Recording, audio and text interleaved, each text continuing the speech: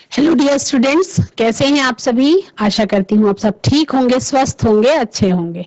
ICT virtual classroom Dehradun में आप सभी का स्वागत करती हूँ। मेरा नाम समता है और बच्चों मैं आपकी बायोलॉजी के कॉन्सेप्ट्स क्लियर करने में हेल्प कर रही हूँ। तो क्लास 12th में आप लोगों का चैप्टर नंबर 4 चल रहा है, दैट इज रिप्रोडक्टिव हेल्थ। उसमें आपको कॉन्ट्रासेप्शन के मेथड्स के बारे में आज पढ़ना है। नेचुरल मेथड्स के बारे में आप कल पढ़ चुके हैं, तो आज आपको आर्टिफिशियल मेथड्स के बारे में पढ़ना है। Let's go to the digital board.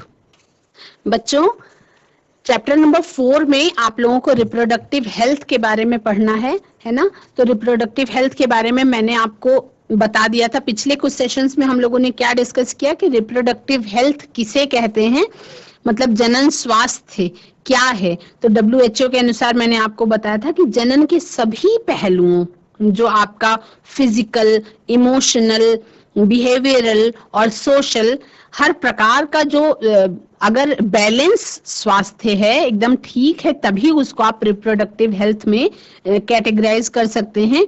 फिर आपको एक पॉइंट बताया गया था कि भारत देश में 1951 में ही परिवार कल्याण की जो प्रोग्राम था उसका शुरुआत की गई थी। उसको अब किसके RCH यानी reproductive and child health care के नाम से जाना जाता है। और उसके बाद आपने डिस्कस, हम लोगों ने क्या जनसंख्या विस्फोट के बारे में डिस्कस कर रहा था कि पॉपुलेशन एक्सप्लोजन का क्या मतलब है। और उसके बाद फिर हम लोगों ने गर्भ निरोधन उपायों के बारे में डिस्कस करना था, जिसमें आप लोगों ने कल डिस्कस क्या किया था कि गर्भ निरोधक, आदर्श गर्भ निरोधक, अगर हम बात करें कि आइडियल कॉन्ट्रासेप्टिव क्या होगा, तो आइडियल कॉन्ट्रासेप्टिव क्या होगा, ऐसा होगा कि जो यूज करने वाले लोग हैं उनके हितों की रक्षा करने वाला होना चाहिए, यानी कि उनको नुकसान कम से कम हो। इस तरीके का कॉन्ट्रासेप्टिव मेथड यूज करना ही आसान होगा, या उसी को आप आदर्श गर्भ निरोधक या आइडियल कॉन्ट्रासेप्टिव कह सकते हैं। जिससे क्या हो कि उसका फायदा ज्यादा हो, यानी गर्भ निरोधक का जो उपाय हो वो 100% सक्सेस हो, और उसमें जो यूज कर रहा है उसको नुकसान ना हो, चाहे वो शारीरिक तौर पे या मानसिक तौर पे उसका नुकसान ना हो, तो उसको क्या कहेंगे, उसी को आप आइडियल कॉन्ट्रासेप्टिव कह सकते हैं। तो इसमें मैंने आपको कल बताया था नेचुरल विधियों के बारे में, जिसमें आपका पीरियोडिक एब्स्टिनेंस था और लैक्टेशनल एमिनोरिया था। और आपका अब हम बात करेंगे किसमें, सेफ और अनसेफ डेज के बारे में। कल हमने बेसिकली डिस्कस किया था कि नेचुरली किस तरह से सेफ और अनसेफ डेज को काउंट करके क्या किया जा सकता है, इजिली प्रेगनेंसी से बचा जा सकता है। दूसरे जो बच्चों कृत्रिम विधियां थी, आर्टिफिशियल मेथड्स हैं, वो क्या क्या है। देखिए, कॉन्ट्रासेप्टिव का मेन जो पर्पस है वो क्या है कि अनवांटेड प्रेगनेंसी से बचना ही कॉन्ट्रासेप्टिव्स का मेन पर्पस है। और वो आइडियल तभी होगी जब जो यूज कर रहा है उसको नुकसान कम से कम हो और उसके जो सक्सेस रेट है, फायदा है जो उसका, वो थोड़ा ज्यादा हो। बचाना क्या होता है, फर्टिलाइजेशन ना होने पाए, उसके बहुत सारे तरीके अपनाए जाते हैं। ठीक है, कुछ जो आर्टिफिशियल मेथड्स हैं वो क्या हैं, जैसे कि इसमें आपको ये दिखाई पड़ रहा है बच्चों, बैरियर्स का मतलब कुछ जैसे सड़क पे आप चल रहे हैं तो बैरियर लगा दिया जाता है ना। मान लीजिए कोई गाड़ी एक्सीडेंट करके भाग रही है तो क्या करते हैं, बैरियर लगाते हैं। बैरियर लगाने का मतलब क्या है कि उसको वहीं पे रोक देना। तो मतलब स्पर्म और ओवम का फर्टिलाइजेशन ना होने पाए, उसको उसी जगह पे रोकने के कुछ तरीके हैं, जैसे कि आपका पुरुषों के द्वारा यूज किया जाने वाला कॉन्डोम्स है, और डायाफ्राम्स है जो लेडीज के द्वारा यूज किया जाता है, सर्वाइकल कैप्स और वॉल्ट्स। ये सारे के सारे किसमें, वजाइना में अंदर इंसर्ट कर दिए जाते हैं। तो एक तो ये टेक्निक हो गई जो बैरियर्स, रोध विधियां जिसको कहते हैं। तो इन विधियों के अंतर्गत क्या होता है कि फिजिकली ओवम को और स्पर्म को एक दूसरे के पास पहुंचने से रोका जाता है। और ये उपाय जो हैं ये मेल और फीमेल दोनों के लिए ही उपलब्ध है मार्केट में। तो जो मेल्स के लिए उपलब्ध है वो तो है कॉन्डोम्स। जो बैरियर है ये लेटेक्स से बना होता है और ये उसके बाद दूसरे हैं डायाफ्राम्स हैं, सर्वाइकल कैप्स है, वॉल्ट्स है, ये सभी जो हैं ये रबर से बने हुए बैरियर्स हैं, रोधक उपाय हैं। और इसमें क्या होता है कि जो फीमेल की वजाइना में अंदर इंसर्ट कर दिया जाता है कुछ, जैसे सर्वाइकल कैप वगैरह, और कॉन्डोम्स जो है वो मेल्स के यूज करने के लिए होते हैं। ठीक है, उसके बाद जो टेक्निक्स हैं, एक है आपका आईयूडीज यानी इंट्रा यूट्रिन डिवाइसेस। तो ये जो इंट्रा यूट्रिन डिवाइसेस होती हैं बच्चों, ये क्या है? आईयूडीज का इंट्रा यूट्रिन डिवाइसेस जो है, they release hormones to cause phagocytosis of sperms और they release copper ions to decrease sperm motility. अच्छा, किसी बच्चे ने कभी कॉपर टी के बारे में सुना होगा, कॉपर टी के बारे में? तो कॉपर टी भी एक तरीके का क्या है, आईयूडी का ही तरीका है। ठीक है, एक तो है हार्मोन, देखो एक तो है हार्मोन, जो हार्मोन रिलीज करते हैं, हार्मोन मोचक, है ना, तो ये आईयूडी है। और दूसरा है आपका, जिसको आप तांबा मोचक कहते हैं, जिससे क्या होता है, तांबा रिलीज होता है, कॉपर आयंस रिलीज होते हैं। तो कॉपर आयंस क्या करते हैं, स्पर्म की मोटिलिटी को, यानी कि उसकी जो गति करने की क्षमता है उसको क्या करते हैं, कम कर देते हैं। तो आईयूडीज जो हैं वो आपके भारत में दूसरी प्रभावी विधियों में से एक है। इसमें क्या करते हैं, ये फीमेल के, ये डॉक्टर्स के द्वारा लगाई जाती है। इसको आप मतलब ये इजी टू यूज नहीं है, इसका प्रभाव लंबे समय तक है, लेकिन ये बहुत ज्यादा इजी टू यूज नहीं है, क्योंकि इसको यूज करने के लिए आपको किसकी, डॉक्टर की सहायता लेनी पड़ती है। और डॉक्टर्स क्या करते हैं, आईयूडी में, जैसे आपका कॉपर टी है तो कॉपर टी में तांबा मोचक आईयूडी बोल सकते हैं, उसको कॉपर टी बोलते हैं। तो ये जो यूट्रस होता है, यूट्रस के अंदर कॉपर आयन को, कॉपर आयन रिलीज होता रहता है। इसके कारण क्या होती है कि शुक्राणुओं की जो स्पर्म्स की मोटिलिटी होती है, गतिशीलता होती है, वो कम हो जाती है, जिससे कारण फर्टिलाइजेशन के चांसेस जो हैं वो कम हो जाते हैं। तो इसमें आपका कॉपर टी आता है, कॉपर 7 आता है, मल्टीलोड 375 आता है, और उसके बाद कुछ हार्मोन रिलीज करने वाले आईयूडीज हैं। तो ये क्या है, ये भी डॉक्टर्स की हेल्प से ही सर्विक्स में स्पर्म्स की जो मोटिलिटी है उसको विरोधी बनाते हैं। कुछ हार्मोन्स रिलीज होने लगते हैं, जो जैसे प्रोजेस्टेरोन और LNG-20।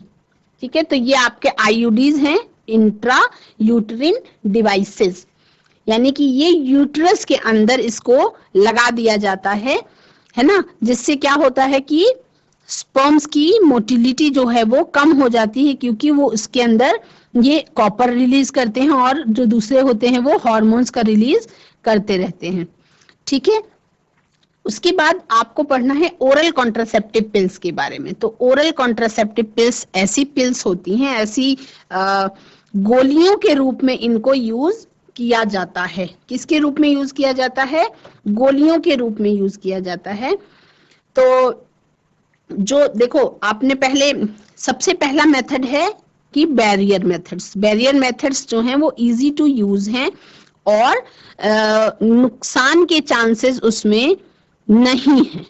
आप ये कह सकते हैं, अगर सावधानी से करा जाए तो नुकसान के चांसेस उसमें नहीं होते हैं। या ये कह सकते हैं आप कि वो डिस्पोजेबल होते हैं, मेल फीमेल्स दोनों के लिए अवेलेबल है मार्केट में। और उसमें क्या है कि यूजर को प्राइवेसी मिलती है, मतलब आपको उस कॉन्ट्रासेप्टिव का यूज करने के लिए किसी दूसरे के सहायता की कोई जरूरत नहीं होती, वो इजी टू यूज होते हैं।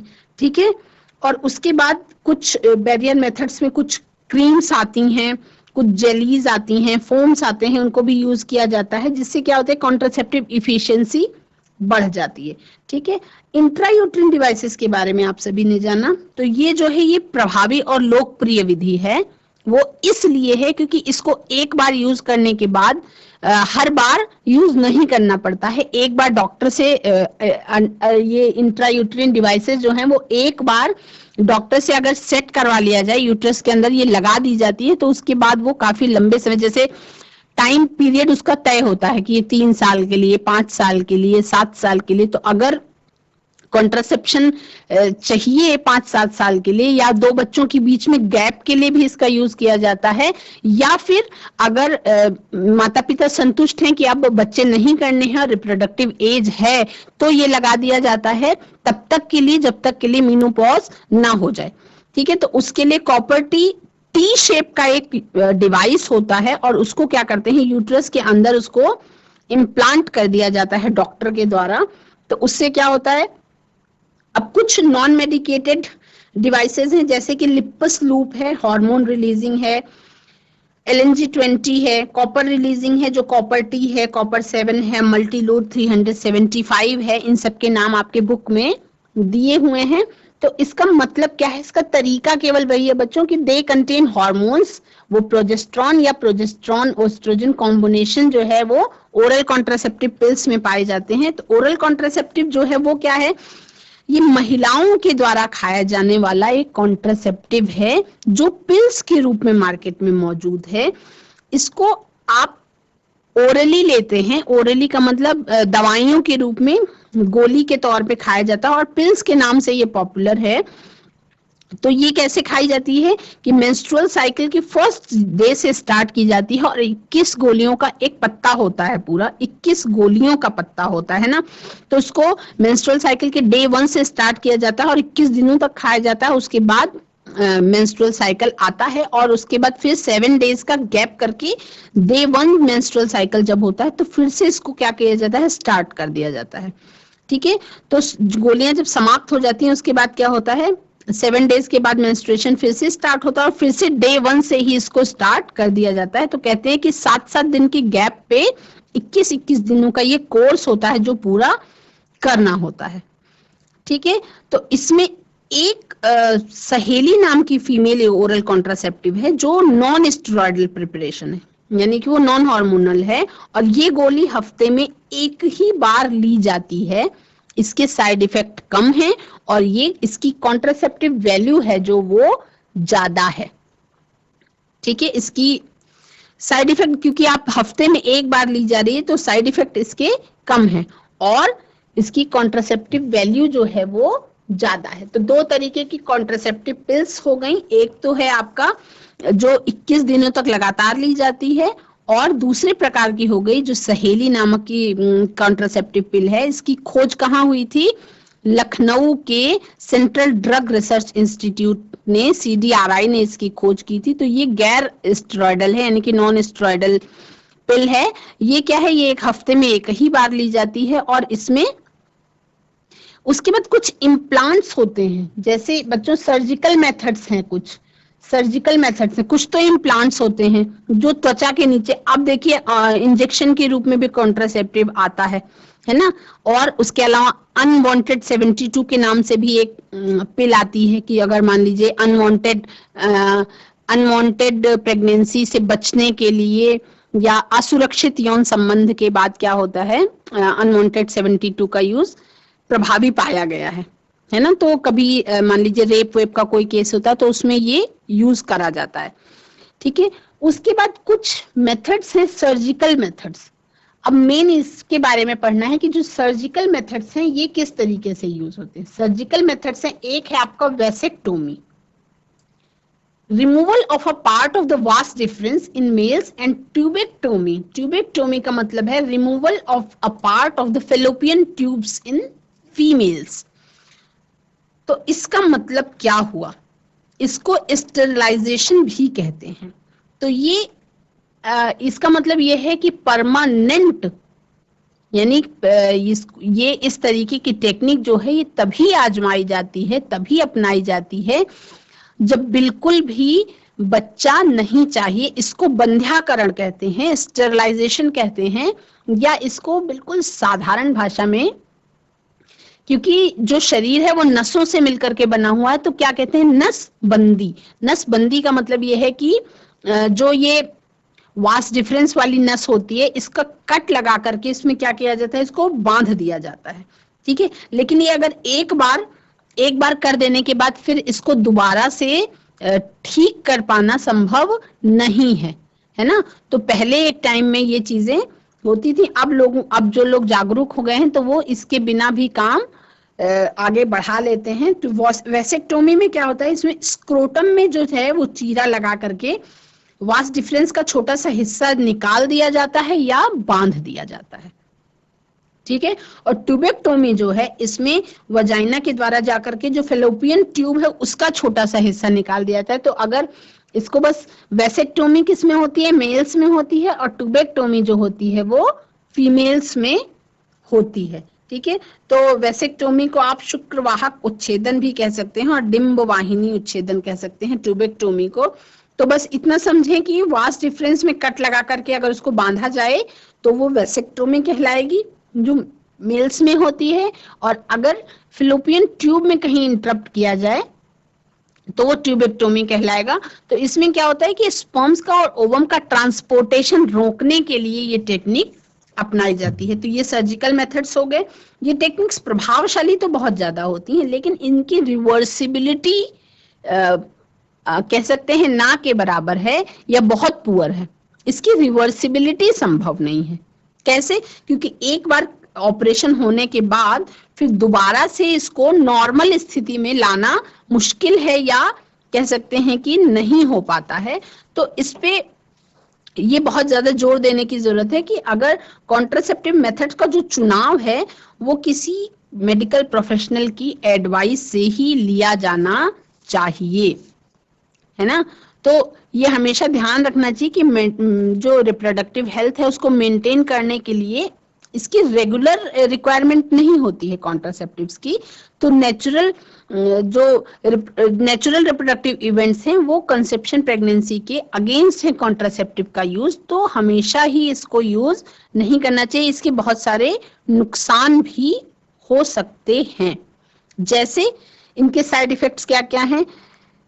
नाउशिया, एब्डोमिनल पेन, फिर ब्रेक थ्रू ब्लीडिंग, कभी ब्लीडिंग होने लग जाए और बिल्कुल ही कंट्रोल ना हो, इरेगुलर मेंस्ट्रुअल ब्लीडिंग हो सकती है, ये कैंसर भी इससे हो सकता है। तो आवश्यकता पड़ने पर सही तरीके से ही इसका यूज होना चाहिए। लेकिन अब क्योंकि पॉपुलेशन एक्सप्लोजन को रोकना है तो इसका यूज करना ही चाहिए, लेकिन उसको जब आप चाहें तो आप उसको अवॉइड कर सकते हैं अलग अलग तरीकों से। उसके बाद आप लोगों को जानना है medical termination of pregnancy and sexually transmitted diseases के बारे में, है ना। तो पहले आपने जो आर्टिफिशियल, है ना, मेडिकल टर्मिनेशन ऑफ प्रेगनेंसी के बारे में आपको पढ़ना है, एमटीपी के बारे में। इसमें क्या होती है? इंटेंशनल और voluntary termination of pregnancy before the full term. ये क्या कहलाएगी? मेडिकल टर्मिनेशन ऑफ प्रेगनेंसी कहलाएगी। यानी कि इसको आप अबॉर्शन भी कह सकते हैं, also called induced abortion. Induced abortion का मतलब तय करके डॉक्टर की हेल्प से अगर गर्भ में बच्चे को अबॉर्ट कराया जाए या टर्मिनेशन किया जाए प्रेगनेंसी का, तो वो क्या कहलाएगा? मेडिकल टर्मिनेशन ऑफ प्रेगनेंसी या एमटीपी कहलाएगा, ठीक है। अब ये कब कब यूज हो सकता है? यूज हो सकता है, लेकिन ये क्या है? ये कभी कभी माँ के लिए और बच्चे के लिए, दोनों के लिए खतरनाक हो सकता है। इन इंडिया, भारत देश में क्या है कि एमटीपी इज लीगल, कानूनी है, but with certain strict conditions so as to prevent female foeticide.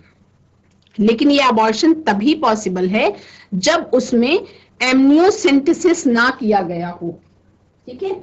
Abortion तभी पॉसिबल है, अबॉर्शन तभी अलाउड है जब कोई प्रॉब्लम हो प्रेगनेंसी के साथ और उसमें कन्या भ्रूण हत्या जैसी कोई जघन्य अपराध शामिल ना हो, तभी ये कानूनी रूप ले सकता है, ये लीगल है। क्योंकि एक टाइम पे क्या हो रहा था कि इसको गैर कानूनी तरीके से एमटीपी होने लगा था। उसमें क्या होता था कि डॉक्टर्स अल्ट्रासाउंड के नाम पे, अल्ट्रासाउंड के बहाने 16 हफ्ते का गर्भ होने के बाद क्या करते थे कि पता लगाते थे कि गर्भ में मेल बेबी है या फीमेल है। तो जब अगर कन्या होती थी, लड़की होती थी, तो उसको क्या करते थे? गर्भ में ही मार देते थे। तो उसीलिए ये बेटी बचाओ वाला चला है अभियान। तो फीमेल फीटिसाइड से बचने के लिए एमटीपी को लीगल तो किया गया है, लेकिन कुछ स्पेशल शर्तों के साथ लीगल किया गया है।